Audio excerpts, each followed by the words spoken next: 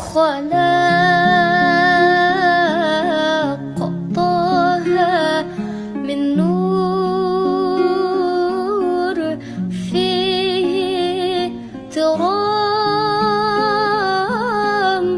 فيه ترام ربي خلاق طه من نور فيه ترام فيه ترام. Assalamualaikum warahmatullahi wabarakatuh. Innal hamdalillah nahmaduhu wa nasta'inu wa nastaghfiruh wa na'udzu billahi min shururi anfusina wa min sayyiati a'malina may yahdihillahu fala mudilla lahu wa may yudlil fala hadiyalah. Asyhadu an la ilaha illallah wahdahu la syarikalah wa asyhadu anna Muhammadan abduhu wa rasuluh. Allahumma salli wa sallim wa barik ala hadzal nabiyil karim wa ala alihi wa sahbihi ajmain. Bapak-bapak pengurus masjid yang saya hormati, alim ulama, tokoh masyarakat, cerdik pandai, teristimewa guru kita Ustadz Abu Zahroh yang semoga senantiasa dirahmati oleh Allah. Bapak-bapak, ibu-ibu, hadirin hadirat yang semoga kita senantiasa diberikan kesehatan oleh Allah. Bersyukur kita kepada Allah dengan mengucapkan alhamdulillahirabbil alamin. Bersolawat kita kepada Rasulullah sallallahu alaihi wasallam dengan ucapan Allahumma salli ala Muhammad wa ala alihi washabbihi wasallim. Kajian kita tentang sirah nabawi dalam kitab Bilik-bilik Cinta Rasulullah sallallahu alaihi wasallam karya Dr. Nizar Abbasah. Jadi 3 hari setelah pernikahan ayah Nabi dan ibu Nabi, Pak, ayah Nabi Abdullah ini diperintahkan oleh ayahnya pergi berdagang ke Syam, dan itu membutuhkan waktu 6 bulan pulang pergi. Baru 3 hari pengantin, Pak, berangkat. Tetapi Bu, walaupun masih 3 hari pengantin, istilah orang kita turun pelamin, Pak. Jadi benih ini. Kemudian sewaktu ayah Nabi Abdullah ini sudah sampai di Madinah, ini pas pulang nih Pak, udah sampai di Madinah, mau pulang ke Mekah, jatuh sakit di Madinah. Dikirimlah utusan untuk menjemput ayah Nabi ini, tapi utusan belum sampai, ayah Nabi meninggal dunia. Jadi 6 bulan dalam kandungan, ayah Nabi meninggal dunia. Dan mereka di sana itu, Pak, di mana meninggal di situ dikuburkan. Sampai sekarang kan gitu ya, Pak ya. Meninggal di Madinah, kubur Madinah. Meninggal Mekah, kubur Mekah. Memang seperti itu dari dulu sampai sekarang. Nah, Rasulullah dijadikan Allah yatim selagi masih dalam kandungan. Hikmahnya itu, Bu, agar Rasulullah tidak punya dosa kepada ayahnya. Karena kedudukan ayah ini sakral dalam Islam, Pak. Di masa Rasulullah ada seorang ayah, dia bertamu ke rumah anak laki-lakinya, Pak. Khilaf bapak nih, Pak. Mencuri dia di rumah anak laki-lakinya itu. Anak nih, anak durhaka pula, Bu. Dilaporkannya ke Rasulullah mengenai pencurian ayahnya tuh, Pak. Kalau sekarang kan banyak tuh, Pak, kita lihat, Pak ya, anak mengadukan orang tua. Dari dulu tuh ada, Pak. Dia ngadu ke Rasulullah, Bu. Sementara dalam Islam ini kata Rasulullah apa? Fatimah anakku pun yang mencuri akan kupotong tangannya. Tuh kalau pengaduan udah sampai ke Rasulullah, Pak, hukum berjalan. Maka dalam Islam ini, Bu, kalau masih bisa dimaafkan, maafkanlah. Karena kalau udah sampai ke kepolisian, tidak ada maaf lagi, Pak. Hukum tetap lanjut. Itu pula enaknya, Bu, dalam Islam nih. Orang maling, bapak nasihati dia mencuri di masjid ini. Kalau bisa kita maafkan, Pak, maka polisi tidak bisa menangkapnya. Itu dalam Islam. Nah, tapi orang maling sekarang, Bu, apa enggak trauma dia, Bu? Udahlah kena pukul, Pak, sudah itu kena lah ke polisi. 2 kali kena dia, Pak. Nah jadi, Bu, kalau udah sampai ke Rasulullah, hukum mesti jalan. Nah anak ini dilaporkannya bapaknya, Pak. Kata Rasulullah, jemput ayahmu, bawa kemari. Pas dia menjemput ayahnya, turun malaikat Jibril, Pak. Ya Rasulullah, jangan hukum ayah anak itu. Coba tanya kepada ayahnya, apa yang selama ini tersimpan di hatinya yang tidak dia ungkapkan lewat lisannya tentang anak laki-lakinya ini. Datanglah bapak ini sama anaknya, ketakutan bapak itu menggigil, Pak. Betul bapak mencuri di rumah anak bapak? Betul ya Rasulullah. Apa yang tersembunyi di hati bapak tentang anak bapak?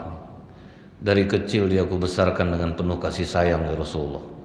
Aku rela bekerja menjadi apa saja asal anakku ini bisa makan dan hidup senang. Tapi setelah dia menikah dan berhasil ya Rasulullah, dia tidak pernah menafkahi aku. Aku mau minta malu ya Rasulullah, sehingga aku mencuri di rumahnya. Potonglah tanganku ya Rasulullah.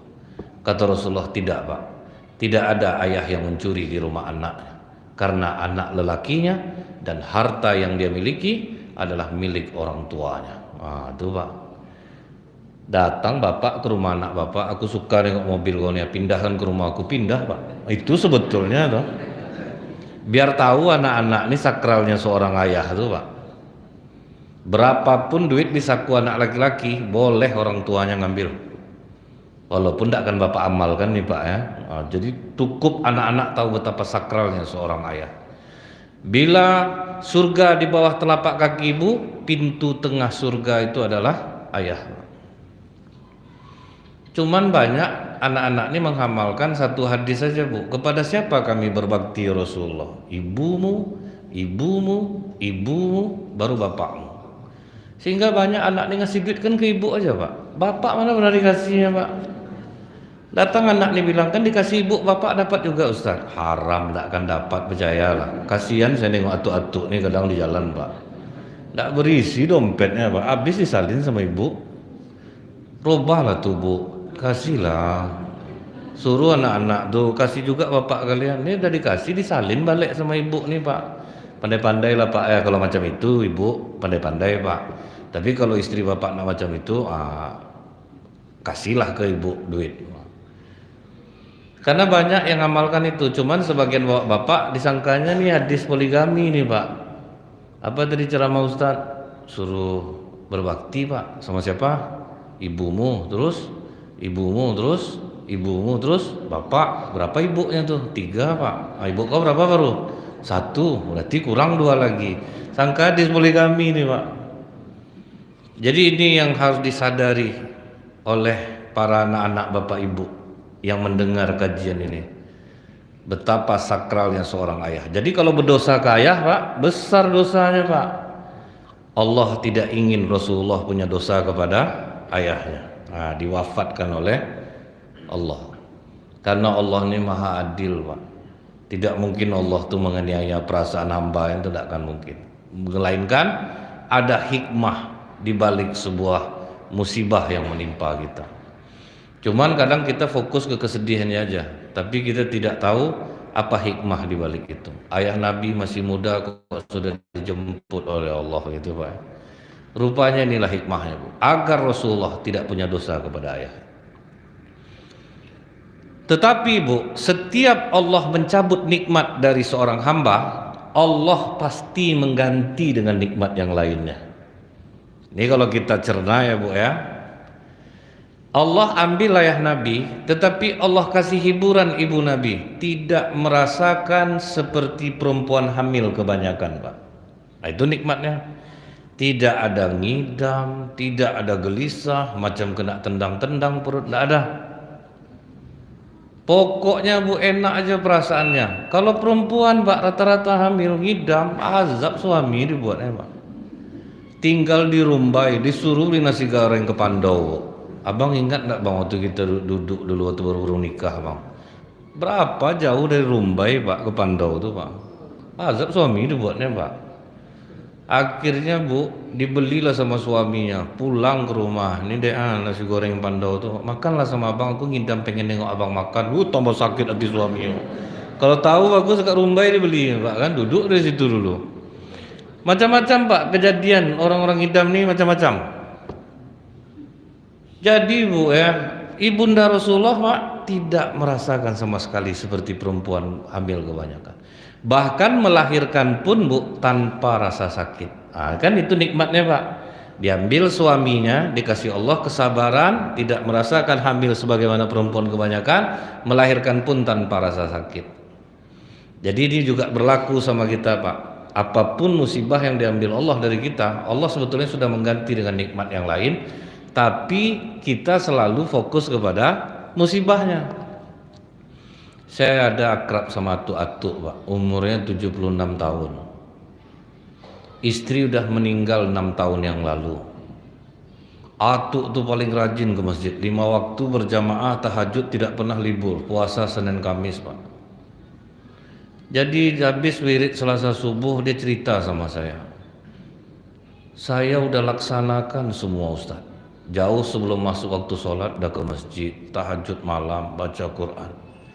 Udah 6 tahun saya doa sama Allah minta istri lagi, kenapa enggak dikasih Ustaz? Kan sering seperti itu Pak kan. Dan 6 tahun berdoa minta istri, tapi kenapa tidak dikasih Allah? Saya bilang sama Tuh, Allah tidak memberi Atuk istri, tapi tuh 6 tahun nih Atuk hadir pengajian subuh, belum pernah Atuk libur. Berarti Atuk sehat enggak tuh? Itu diganti Allah, cuman Atuk enggak mikir ke situ. Habis kita ceramah subuh, makan kita disederhana, enggak ada Atuk berpantang makan, enggak jadi penyakit di tubuh Atuk, enggak rezeki sama Atuk tuh. Memang lambat iya kata saya, Atuk enggak ada gigi lagi, itu nunggu saya tuh Pak, tuh lama nunggu Pak. Dia opor-opornya makanan tuh kiri kanan Pak, kita udah habis ya belum lagi, itu iya lama. Baru tersadar dia Pak, orang udah banyak makan jadi penyakit ke tubuhnya, dia enggak. Istri memang tidak dikasih Allah, tetapi kesehatan prima Pak. Baru sudah makan saya tanya dia siapa perempuan yang Atuk suka. Udah ada. Udah Ustaz. Karyawan teh telur Jalan Pepaya ini umur 23.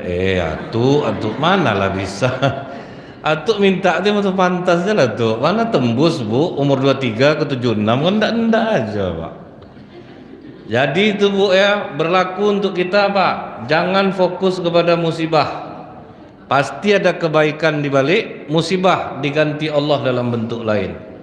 Itu yang orang beriman tuh Bu. Bisa dia mencari kebaikan dalam sebuah musibah.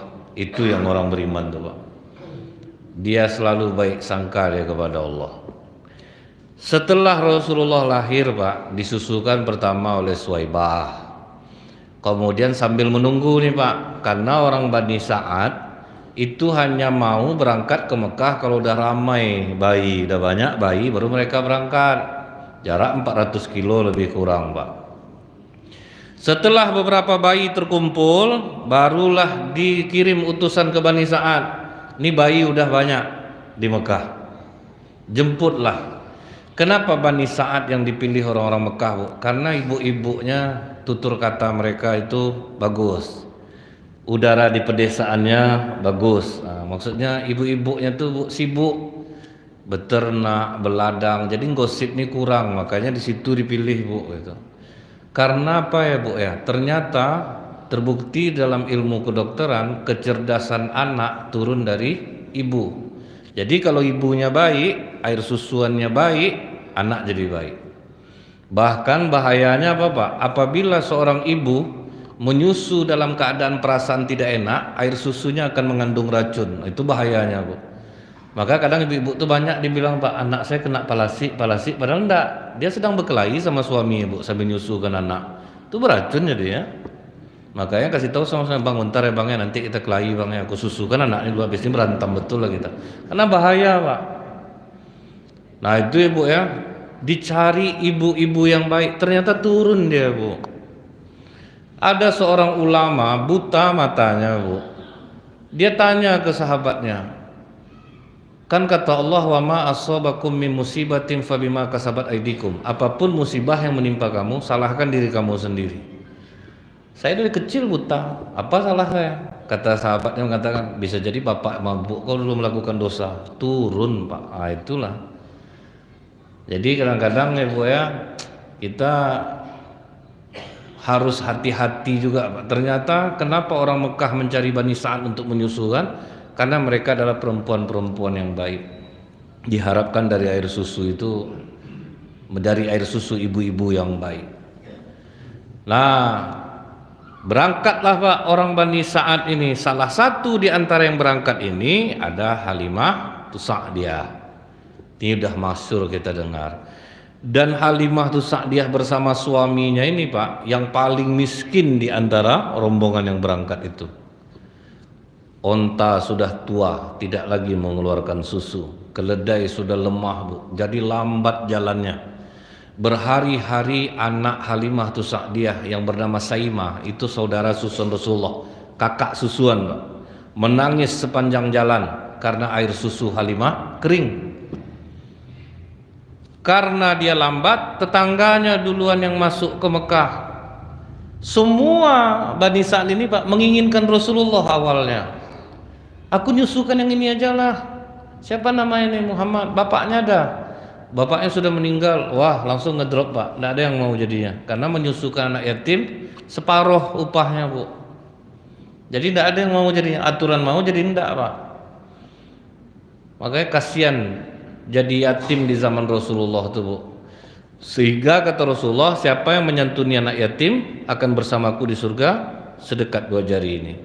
Karena Rasulullah terasa waktu dia yatim itu tidak ada yang mau menyusukannya. Siapa yang ingin dipenuhi hajat hidupnya, dilembutkan hatinya, usap kepala anak yatim. Jadi kalau hati kita keras Pak, sedekahnya khusus kepada anak yatim, itu untuk melembutkan hati. Tapi yang soleh dan solehah Pak, jangan yang Bapak belikan, dibelikannya HP Pak, main game dia. Apa yang tambah kusut hati Bapak, enggak dibuatnya. Kalau untuk menyantuni anak yatim semuanya santuni. Tapi kalau untuk amalan pribadi mesti dipilih. Kalau enggak membuang duit ke laut Bapak jadinya percuma. Sudah dikasih Bapak enggak ada didoakan ya Pak. Doanya terputus, dia enggak sembahyang. Kadang emaknya ke masjid pas nerima santunan itu pun miring-miring pakai telekung, nampak enggak pernah sembahyang masuk masjid. Nah, jadi kalau untuk disantuni ya kasih semua ya. Tapi kalau untuk amalan pribadi terpaksa Bapak harus mencari Pak, cari yang soleh dan soleha supaya terasa dia kejiwa ini.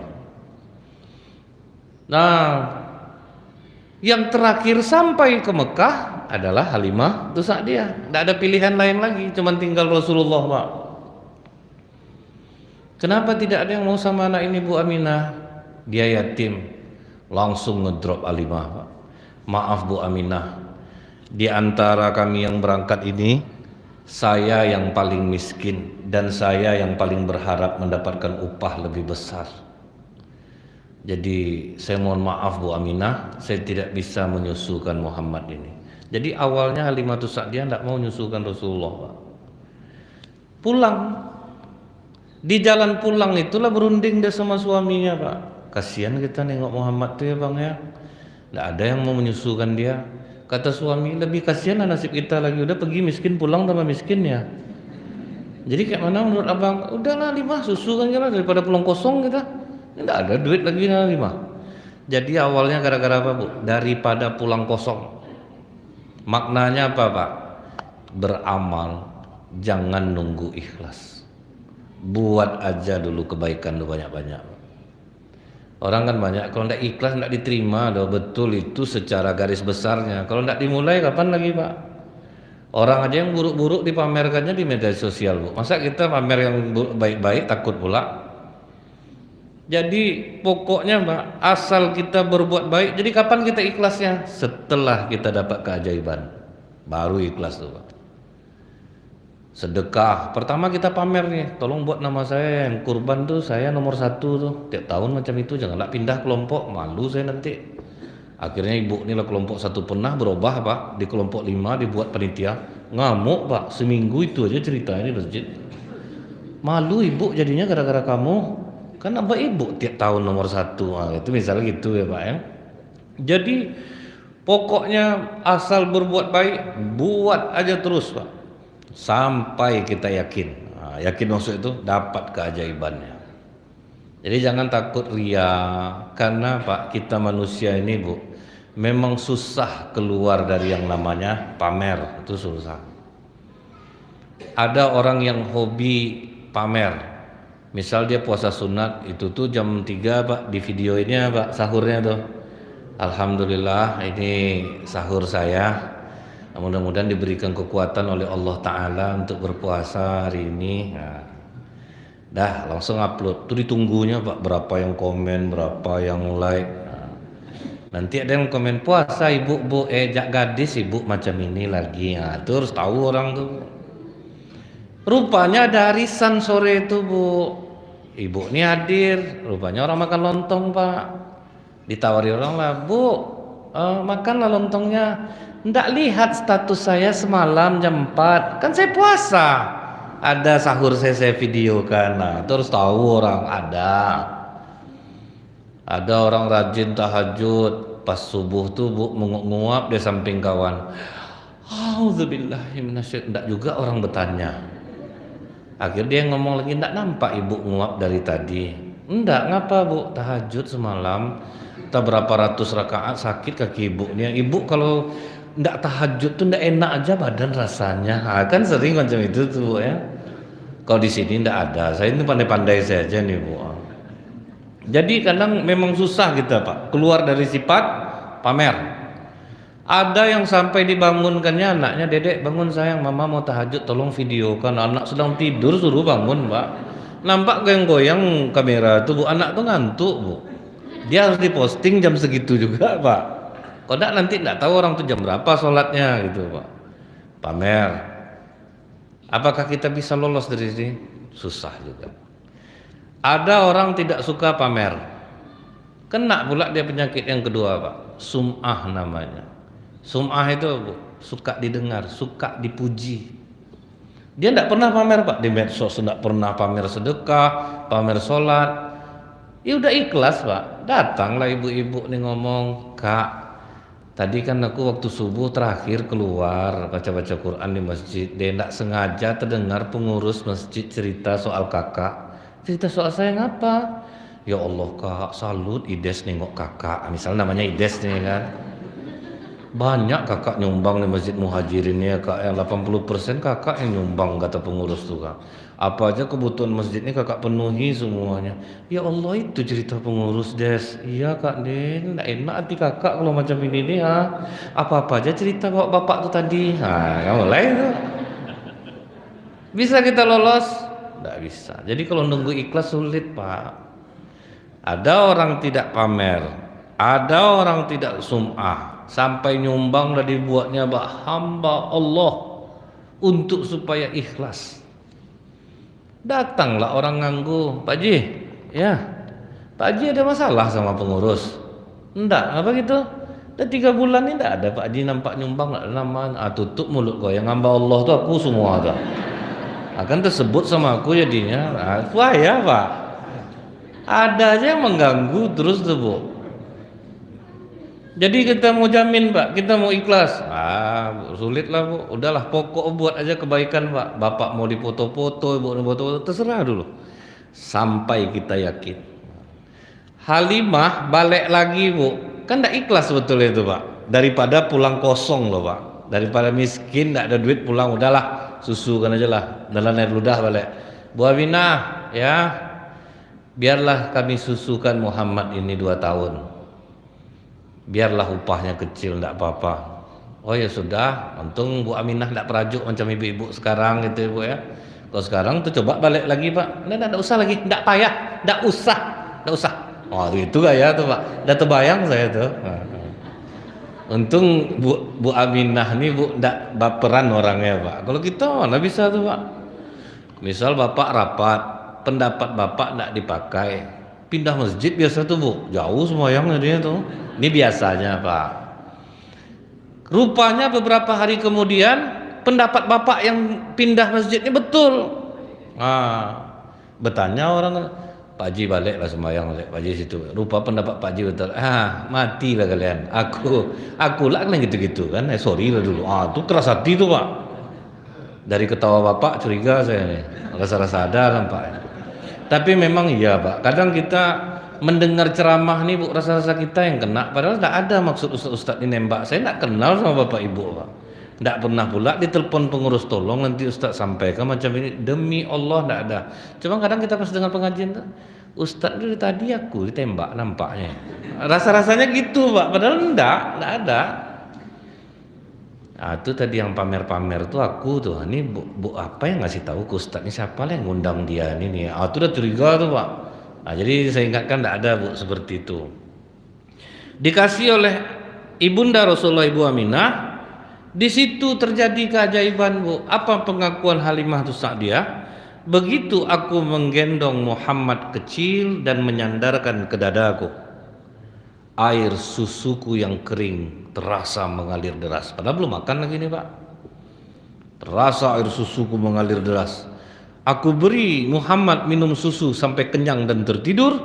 Aku susukan pula anakku yang berhari-hari menangis di jalan sampai kenyang dan tertidur pula. Sudah kaget Halimah tuh Pak. Kok bisa macam ini nih? Belum habis kaget yang pertama, kaget lagi yang kedua. Onta yang sudah tidak lagi mengeluarkan susu, penuh kantong susunya, sehingga kenyang Halimah minum sama suaminya. Dan keledainya yang lemah telah menjadi kuat Pak. Sampai kata Halimah, kalau macam ini bang tidak dibayar tidak apa nih loh. Sampai gitu jadinya Pak. Kita akan ikhlas jadinya, karena kita sudah dapat keajaiban. Macam bapak ibu lah, apa masjid bagus-bagus macam ini, karena bapak ibu sudah dapat keajaiban. Yakin saya itu Pak. Sesusah hidup, makin banyak sedekah ke masjid kok makin lapang jiwa rasanya. Itu terasa tuh Bu. Dia karena kalau kita sering akhirnya tahu kita Pak, mana-mana lahan yang mempercepat ketenangan jiwa itu jumpa nanti itu. Ada yang kita sedekah tidak ada efeknya ke badan Pak, tapi pas ke orang ini ada efeknya ke badan, itu pasti ada. Nah jadi digendonglah, dinaikkanlah ke onta nih Pak, pulang. Bayangkan Bu, saking kuatnya onta tuh Pak, padahal tetangga Halimah sudah jauh di depan, terpacu semua. Apa kata tetangganya? Halimah, beli onta baru kau? Enggak, yang semalam nih. Itu keledai kau, keledai yang semalam, kok bisa sekuat itu? Aku dapat berkah anak yatim ini. Wah, aku berkelahi lah orang tuh suami istri. Itulah bang, aku udah mau, ngapalah abang kau salahkan? Kau yang tidak mau ngambil dia tuh. Kau bilang anak yatim, mau berkelahi lah Pak orang-orang tuh di jalan. Halimah langsung meluncur Pak. Tidak habis keajaiban Bu. Sampai di Bani Sa'ad, kambing Halimah yang dilepaskan liar pulang gemuk-gemuk. Kambing tetangganya kurus-kurus. Tambah jadilah Halimah itu Sa'diyah Pak. Makanya dia minta nyambung lagi 2 tahun tanpa bayar. Kan diantarkan Pak 2 tahun. Biarlah kambingnya balik 2 tahun, tidak usah dibayar lagi. Ya balik lagi Pak 2 tahun lagi. Apakah keajaiban itu hanya berlaku untuk Rasulullah? Kalau kita nyentuhin anak yatim sampai hari ini, siapapun yang melakukan ini Pak, dia akan mendapatkan keajaiban yang sama. Anak yatim yang dekat, yang soleh, pasti dapat keajaiban yang sama. Nah, setelah 2 tahun penyusuan masih aman. Pas Rasulullah umur 4 tahun Pak, sedang main-main sama kawan-kawannya, berteriaklah kawannya, Muhammad dibunuh, Muhammad dibunuh, karena malaikat Jibril membelah dadanya. Yang diambil apa Bu? Jantung. Jadi sebetulnya Pak, di dalam hadis itu bukan hati yang bentuk daging, tapi jantung ini Bu. Kita dimarahi orang yang kena jantung. Kita tidak suka sama orang, nampak dia bergetar jantung kita. Jadi jantung kita nih semuanya nih Pak. Maka jantung itu yang dicuci. Jadi itu ingat Bu ya, yang kita jaga itu Pak, jantung kita nih lah.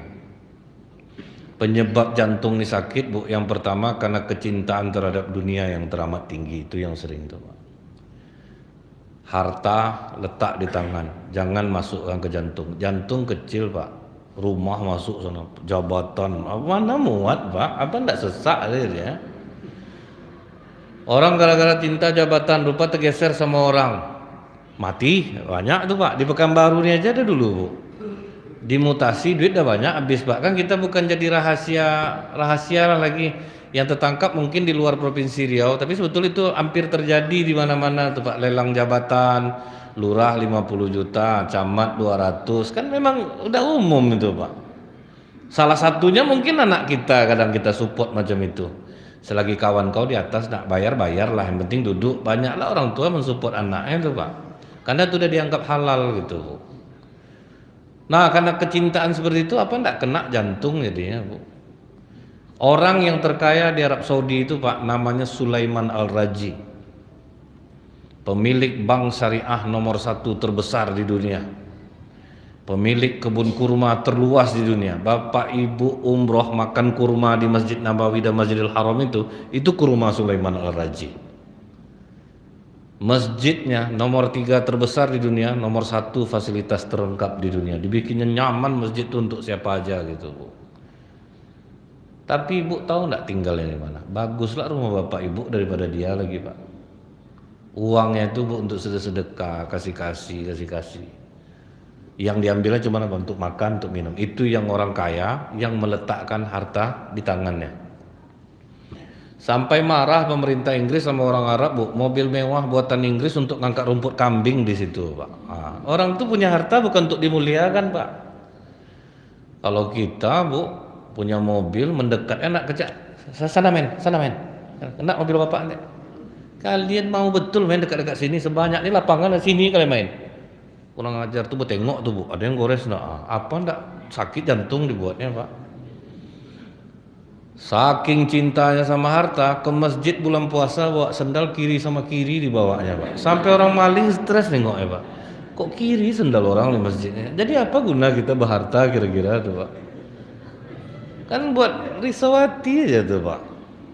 Dia harta nih Bu sebagai fasilitas untuk kita makin bertakwa, jangan tambah terbenam jantung dibuatnya Pak. Nah ini jantung ini Bu jaga betul lah. Jangan sampai terlalu cinta dengan dunia. Makanya anak-anak kecil di Mekah tuh dari kecil tuh udah diajar untuk memberi Pak. Pas bulan puasa itu ya anak-anak kecil tuh menunggu di jalan Pak, dibujuk-bujuknya kita untuk mau berbuka bersama, dikasih makanan. Mereka udah kalau kita janganlah kau makan dulu, nanti tuh anak siapa tuh lain jahat minta nanti sini lo makan. Kita ajar anak kita untuk pelit Pak, di sana untuk memberi. Makanya jantungnya selamat jadi ya Pak. Kalau kita nih Bu, waduh entahlah. Ngeri lah pokoknya Pak. Sholat memang rajin, teman cinta dunia ini payah betul keluar dari jantung itu. Makanya Bu ya, rata-rata di Indonesia nih 20 orang laki-laki 16 sakit jantung Pak. Kan ngeri perbandingannya itu Pak. 20 laki-laki 16 jantung. Perempuan yang kena jantung cuma 4 Bu, perbandingannya dengan laki-laki. Perempuan kenapa jarang sakit jantung Pak? Dia main lepas-lepas aja Pak, tidak ada yang tertahan-tahan macam kita. Perempuan nih Pak, dia enggak pulang bapak lambat betul pulang, orang nunggu tuh. Cepat bapak pulang, cepat betul pulang enggak kerja, kan serba salah dia Pak. Apa enggak jantungan bapak dia buatnya? Ibu dia santai aja Pak. Bapak yang pusing memikirkannya, ibu santai aja dia Pak. Makanya banyak laki-laki yang kena jantung tuh gara-gara ibu Pak. Itu masalahnya tuh. Bapak pergi pesta sama ibu. Bapak pas mengambil daging marah ibu, apa enggak jantung bapak dibuatnya Pak? Janganlah makan daging itu lagi Bang, naik darah Abang nanti. Tertahan aja Pak. Iya, apa enggak sakit jantung bapak? Waktu Covid kemarin tuh Bu, banyak suami meninggal bukan karena Covid Pak, makan hati sama istri Pak. Bapak ini di lantai 2 karantina, dia mau turun ke bawah, janganlah turun Abang lagi, kena ke anak nanti. Apa enggak makan hati dibuatnya Bu? Mati kena itu bapak tuh, saya bilang bukan kena Covid bapak tuh mati, kena mulut ibu tuh lah mati dia tuh. Jadi kecintaan terhadap dunia Pak. Cara untuk mengobati jantung secara duniawi ini apa Bu? Udah banyak-banyak aja memberi Pak. Suka memberi aja Bu. Asal suka kita memberi, sehat jantung kita insyaallah. Yang kedua yang membuat orang sakit jantung itu apa? Tidur miring kiri. Nah itu secara medis terbukti itu Pak. Tidur miring kiri, jantung terhimpit bertahun-tahun. Apa ndak rusak dia jadinya Pak. Makanya tidur Rasulullah itulah yang direkomendasikan, tidur miring kanan. Kalau tidur miring kanan, jantung lapang Bu. Sampai dokter menyindir Pak, siapa yang ndak bisa tidur meninggalkan tidur miring kiri, siapkan air segelas, aspirin 2 butir, jarum 1. Untuk apa? Begitu terasa minum aspirin 2 butir, jarum tusukkan ke seluruh ujung jari tangan dan kaki. keluarkan darahnya. Itu pertolongan pertama untuk orang serangan jantung. Jadi kalau Bapak ada yang sakit jantung di sini bukan karena pelit ya Pak ya, janganlah Bapak kira ini ustadznya wak pula dikata kikir nih. Sakit jantung Pak ya, enggak, karena umur kan iya juga Pak. Umur Bapak udah berapa? Nah, jadi ini cara penyelamatannya kalau enggak bisa tidur miring kanan. Nah, Ibu yang mendengar ini kasih pengertian ke Bapak, minta maaf ya Bang ya, mungkin mulai malam ini aku tidur miring kanan untuk menjaga kesehatan jantung. Kata suaminya, jantung kau sehat, aku yang jantungan, karena kan kena punggung Mbak. Tapi kalau misalnya sama-sama hadir kan ngerti jadinya, oh ini maksudnya untuk menyehatkan jantung. Selesai jantung Rasulullah dicuci, kemudian dijahit oleh malaikat Jibril. Kenapa ndak bensin salabim aja Pak? Supaya dokter tambah wawasannya. Buktinya dengan bedahnya Rasulullah ternyata ilmu bedah memang bisa. Dan terbukti dijahit lebih kuat daripada dilem. Orang yang operasi sesar yang dilem ujung-ujung infeksi Pak, balik-balik. Jadi dijahit itu lebih bagus. Maka kata Anas bin Malik, sampai besar Rasulullah itu masih ada bekas jahitan di dadanya. Masih ada bekasnya tuh. Nggak main gini aja tiba-tiba nyatu. Nah karena hal inilah takut jadinya Halimah. Halimah langsung bersiap-siap, digendong Rasulullah, kita antarkanlah ke rumah ibunya, takut kita nanti bahaya Muhammad ini. Dibawalah pulang kembali ke Mekah. Bu Aminah, ini Muhammad kami kembalikan, tolong Ummu Aiman pengasuh Rasulullah ini dijaga Muhammad ini karena kami khawatir, kata kawan-kawannya dia mau dibunuh. Rupanya makin terang wajah Rasulullah setelah jantungnya dicuci itu Pak. Artinya Bu, kalau jantung kita ini selamat, tidak banyak tersedih-sedih hati, dibully orang santai aja, dihina orang tidak masuk rasanya ke jiwa, itu jantung sehat tuh Pak. Perhatikan orang gila Bu. Orang gila tuh Pak tidak ada masuk-masuk hati Pak. Gila kau, senyum dia Bu. Tidak ada masalah sama dia. Mau diejek, direndahkan, diketawakan anak-anak, senyum dia Pak. Bisa tidak kita macam itu kira-kira? Kalau bisa macam itu Pak, Bapak pernah saya Pak ya ceramah di rumah sakit jiwa Bu. Saya tanya sama dokter, ada enggak orang gila yang kena COVID? Antivirus Ustaz. Enggak ada yang mempan masuk Pak ke tubuh orang gila itu virus. Dia lempang Pak, enggak ada yang jadi pikiran sama dia.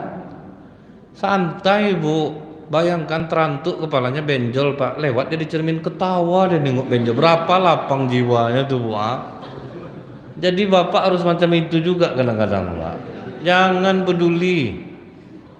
Mental-mental seperti itu tuh insya Allah jantung sehat dibuatnya tuh Bu. Aman. Wajah bersinar. Tengoklah wajah orang gila Pak. Kan enak nengok muka itu Pak. Sayang enggak bersih aja tuh. Sempat bersih tuh Bu. Glowing wajah mereka itu tuh Bu. Karena mereka lempang hatinya tuh Pak. Makanya berbinar jadinya Bu ya. Berbinar dia jadinya. Dan terbukti Bu, secara ilmiah orang yang tidak pemasuk-masuk hati di masyarakat nih, disinggung orang, diburukkan orang santai Pak, itu Bu di kepalanya keluar dua hormon, serotonin dan endorfin. Itu kekuatannya 100 kali lipat morfin Pak. Tidak payah mengkonsumsi morfin, cukup aja lah Pak, santai dihina orang. Aman lah hidup kita nih Bu. Ini kita nih sok suci betul Pak. Harus dimuliakan Bu. Kata Bu Ides, kulit ibu hitam, tidak usah pakai lipstik warna merah macam dendeng belado Ibu. Siapa yang ngomong? Bu Ides Bu. Kepalanya sulah bekutu lagi itu. Bukan tidak tahu saya. Dibalas langsung Pak. Ada seorang ulama Bu diundang ceramah karena penuh rumah tuan rumah tuh Pak. Tuan rumah nyambutnya disuruhnya, Ustadz ini duduk di mana Pak? Dekat parkir sendal Bu. Ustadz duduk di sini Ustadz, dalam duduklah Ustadz tuh di situ Pak. Muridnya ngamuk, ini tidak sopan nampaknya nih Ustadz, masa Ustadz didudukkan di sini? Apa kata Ustadz nih? Justru tuan rumah berbaik sangka sama kita, karena hanya kita yang mampu duduk di tempat seperti ini. Wah itu yang mantap tuh Pak. Jadi kita mencari kebaikan di setiap sisi sebuah kesedihan. Insyaallah kita sambung lagi. Subhanakallahumma bihamdika asyhadu alla ilaha illa anta astaghfiruka wa atubu ilaik. Banyak maaf. Assalamualaikum warahmatullahi wabarakatuh.